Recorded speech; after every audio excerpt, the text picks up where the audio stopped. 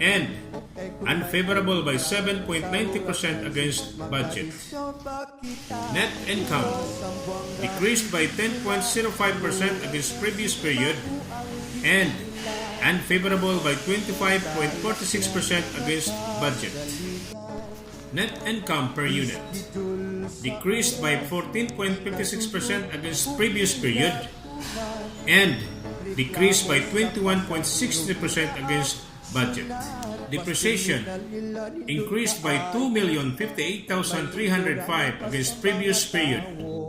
Fuel efficiency 4.75 km per liter of current period, 4.81 km per liter of previous period, and 4.75 km per liter for the budget. Fuel retail price per liter. Actual retail price of 34.33 per liter against 30.55 per liter retail price of previous period. Fuel expense increased by 6.70% in cost per km against previous period and favorable by 0.55% in cost per km against budget.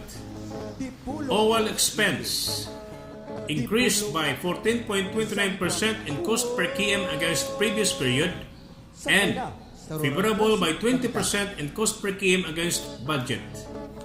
Tire expense decreased by 34.48% in cost per km against previous period and favorable by 9.52% in cost per km against budget.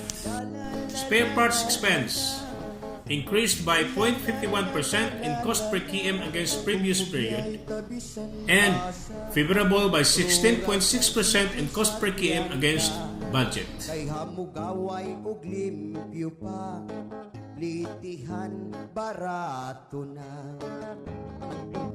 Sa rural transit makapiling mo, aircon nga sakyanan og ordinaryo. Ligon kini og garantisado, kay ilang Branch pagmininas activities maayo. for the second half of 2017. Layo kaayo ta sa disgrasya, kay ilang dagan ginakontrol na. Mamonitor kita bisan asa, kay may GPS o CCTV ang sakyanan nila.